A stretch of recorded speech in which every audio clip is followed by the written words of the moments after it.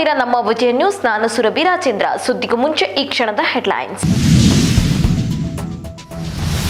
ಬಲಗುಂದಿ ಗ್ರಾಮದಲ್ಲಿ ಉದ್ಯೋಗ ಖಾತ್ರಿ ದುಡಿಮೆ ಖಾತ್ರಿ ಅಭಿಯಾನಕ್ಕೆ ಚಾಲನೆ ನೀಡಿದ ಕಾರ್ಯನಿರ್ವಾಹಕ ಅಧಿಕಾರಿಗಳು. ಜಾಬ್ ಕಾರ್ಡ್ಗಳನ್ನು ಅಪ್ಡೇಟ್ ಮಾಡುವ ಕುರಿತು ಮಾಹಿತಿ. ಸಿಲಿಂಡರ್ ಸೋರಿಕೆಯಿಂದ ಮಹಿಳೆ ಸಾವು ಪ್ರಕರಣ. ಧಾರವಾಡ ಜಿಲ್ಲಾ ಆಸ್ಪತ್ರೆಗೆ ಸಚಿವ ಪ್ರಹ್ಲಾದ್ ಜೋಶಿ ಭೇಟಿ. ಮನೆಯವರಿಗೆ ಸಾಂತ್ವನ ಹೇಳಿದ ಜೋಶಿ. ಲೋಕಸಭೆ ಚುನಾವಣೆ ಹಿನ್ನೆಲೆ ಕೇಂದ್ರ ಕೈಗಾರಿಕಾ ಭದ್ರತಾ ಪಡೆ ಸಿಬ್ಬಂದಿಗಳಿಂದ ಪಥಸಂಚಲನ. ತುರುವೇಕೆರೆ ತಾಲೂಕಿನಲ್ಲಿ ಸಿಬ್ಬಂದಿಗಳಿಂದ ಪೆರೇಡ್.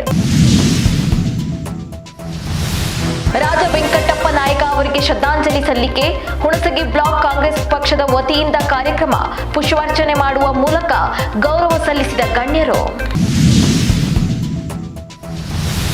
ಬಿಜೆಪಿಯಿಂದ ಸುರಪುರ ಕ್ಷೇತ್ರದ ಅಭ್ಯರ್ಥಿ ಯಾರಾಗಲಿದ್ದಾರೆ? ರಾಜ ವೆಂಕಟಪ್ಪ ನಾಯಕ ನಿಧನದಿಂದ ತೆರವಾದ ಸ್ಥಾನ. ಸುರಪುರ ಕ್ಷೇತ್ರದ ಮತದಾನ ಫಲಿತಾಂಶದ ದಿನ ಯಾವುದು?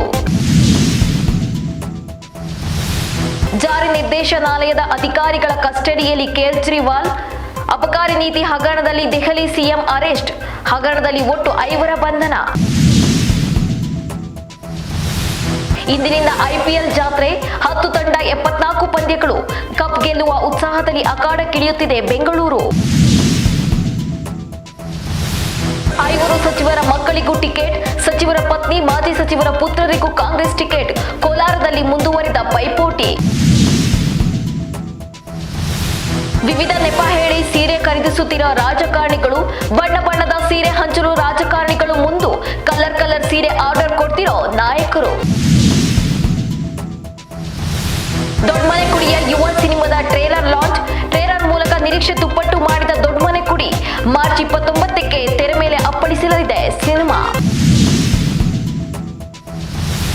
ಇದಾಗಿತ್ತು ಈ ಹೊತ್ತಿನ ಅಪ್ಡೇಟ್ಸ್. ಮತ್ತಷ್ಟು ಮಾಹಿತಿಗಾಗಿ ನೋಡ್ತಾ ಇರಿ ನಮ್ಮ ವಿಜಯ ನ್ಯೂಸ್. ಭರವಸೆಯೇ ಬದುಕಿನ ವಿಜಯ.